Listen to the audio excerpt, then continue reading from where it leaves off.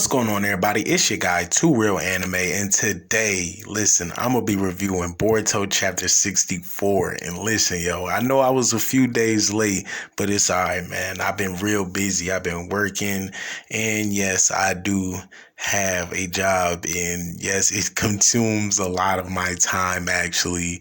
And today happens to be Black Friday, and yes, that took up a lot of my time today. But nonetheless, I'm here for everyone who is a subscriber of mine that's been waiting for me to put out a video. I really appreciate all you guys' patience, man, and I just appreciate the views and the likes that I get on these videos. I really appreciate it.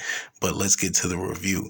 So starting off in chapter 1, as we seen throughout the last chapter, we see Boruto, Code, and Kawaki. And of course, Boruto's charging up in his Boroshiki form. Then in the next chapter, yo, listen, I'm not even going to lie to y'all. The fight scene was insane. Like, you got to understand, yo, Cole was really playing with Boruto the whole entire time. He really wasn't trying to fight Boruto as far as like, okay, I'm going to fight with the intent to kill. No, actually, he was fighting with the intent to kind of train Boruto, if you ask me. Just like I said in my last video, he's kind of doing what Goku did in the Tournament of Power with Caulifla. Basically, as she was transforming into each Super Saiyan mode, Goku was kind of giving her the rundown on each one. So that kind of, the similarities in that is kind of fire, though. I can't even cap. But, you know, like I said, you know, the chapter itself was very good. They got that boy Shikamaru on the cover right now. And to be honest with you, yo, everybody keeps saying Shikamaru is going to die, but I don't believe that. Like I said in my last video, man, I don't do Shikamaru slander. But let's continue on with the chapter. So I see a lot of people keep saying that, oh, well, Naruto and Kishimoto is very sexist for telling Hinata to sit back and just be safe. I'm not understanding this. Like, listen, I understand people have their opinions. People have their views and different views on things. But this is a fictional character. Understand. These are fictional characters. They don't exist.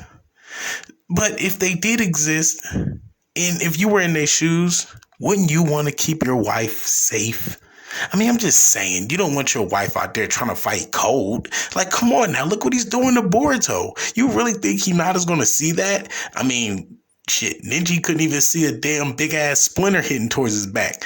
But we're not going to get to that. We're not going to get to that, you know. But like I said, man, the chapter itself was good. I really did enjoy it. What I really liked about that was when Code stuck his hand and his foot through Boruto's chest with the belt straps that he has, and that shit was fire, bro. Like that shit was really fire. And then he was beating up his clones with his hands, and it's like, yo, how are you that overpowered? Like I said in the last few chapters on my review, yo, he had Kawaki picked up with one hand. Do you not understand how hard it is to pick somebody up with one hand and choke them out consistently? That's very hard. So for him to do that as a teenager, which I'm thinking Code is about, maybe, I think he's around the same age as Kawaki and Boruto at the moment. But either way, man, Code's too fucking strong. And to be honest with you, yo, a lot of people see Naruto in this new Sage Mode transformation, which I myself think is pretty fucking dope. But if you ask me, I don't think it's enough to beat Code. I mean, you can throw in Sasuke with the EMS right now, but even then, you know, he'll probably put Code in the Genjutsu or something like that. But knowing how smart Amato is, he might actually have some type of thing that doesn't allow Code to get caught in the Genjutsu. But that makes me think, damn, he's basically under a Genjutsu with Ada right now with her Senringan, because he's fucking madly in love like a simp. So I'm just really trying to understand the variables between that. But nonetheless, man, continuing on with this review right now, in my opinion, the storyline is only going to get better. It's only going to get better from here. I really feel as though Kawaki is going to go with Ada, he's going to go with Code, and he's going to leave in order to save Naruto. That's the only reason, because I'm gonna be honest with you. Like I said, Naruto is fucking OP in general. You cannot shit on Naruto. You cannot say, well, okay, Naruto is not that strong. Naruto is very fucking strong at this time. Him and Sasuke, they're very still strong. But at the same time, putting him at somebody at Code's level who was said to be at Jigen's level, and Jigen washed the floor with max power fucking Sasuke and Naruto. So I'm just trying to understand the parallel between that on how that's going to work, because like I said, if you ask me, I don't think Code is there to fight Naruto or Sasuke. If he could, he would avoid it. But knowing what they're already doing now, they kind of made it hot. So now they got to flee the scene. So what do you do after? I mean, like, what does a robber do after he robs a bank? He get the hell out of there. So if you're noticing, like, okay, Kawaki, Boruto, they're fighting. Boruto's having this type of heart problem, whereas though he's having like heart attack like symptoms. And at that moment, you're thinking like, damn, what's going to happen next? In the next chapter, this is just my prediction. Of course, Naruto shows up.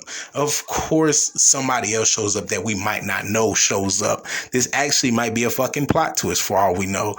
But like I said, somebody's going to show up. And if you ask me, Naruto is going to be too late. And by the time they get there, possibly Kawaki and Code might be gone. Or Kawaki might beg Code to spare Naruto at the time. So you never know. It might be a big old argument between Kawaki and Naruto, because I feel like that's been brewing up for a minute in Kawaki as far as his mindset right now, because just off the way that he's going about things, like I feel as though he's gonna have that moment where like he try to get at Naruto, like, man, fuck all this, I'm done with this. Like, just leave me alone. Let me protect you, bro. You're so stupid and arrogant. You won't let me protect you. So, I mean, maybe that's the mindset of Kawaki at the moment, or maybe not. But we will see in the next chapter. But other than that, this will be the end of the review. I'm sorry I didn't get to review a whole bunch more, but I have more videos coming out very soon. But don't forget, leave a like and comment and subscribe. I appreciate it. Peace.